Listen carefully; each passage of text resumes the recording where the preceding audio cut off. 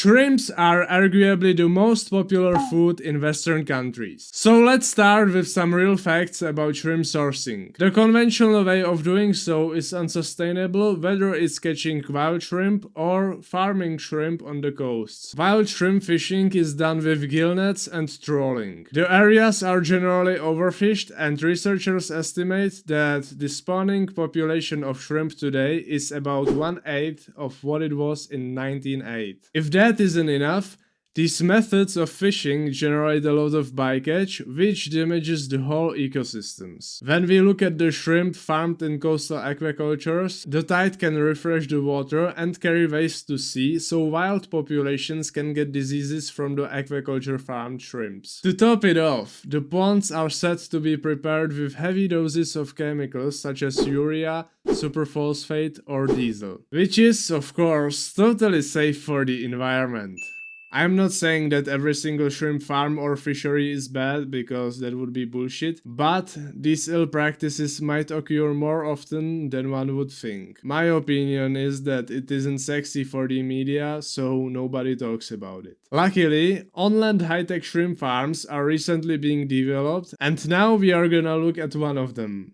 So this company is called Ataraya, and it developed Shrimp Box, which is essentially this thingy, and it's a fully sustainable shrimp farming container, and it's genius. Here we see they have 2 projects going on, and by the way, I'm not endorsed by them or anything, I just like the concept.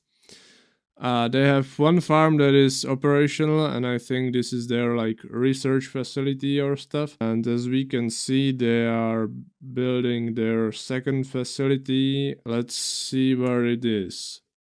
In Mexico! Perfect! Anyways, they have a promotional video, so let's check it out.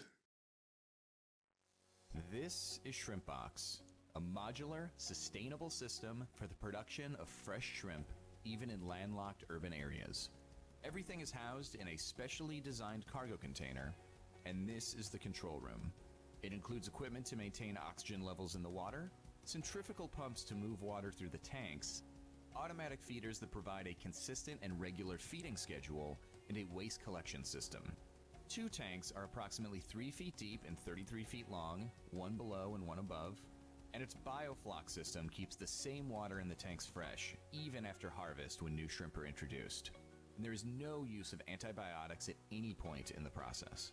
Shrimpbox's cloud-based AI system controls the unit and directs users when to fill up the feed, take samples, and all other maintenance tasks. And unlike the majority that are frozen and shipped internationally, shrimp grown in Shrimpbox can be harvested and prepared locally as if they came fresh out of the ocean. Basically, it's really similar to a container vertical farm, now I mean like for greens and stuff. In terms of the water management equipment, just this part is slightly totally different.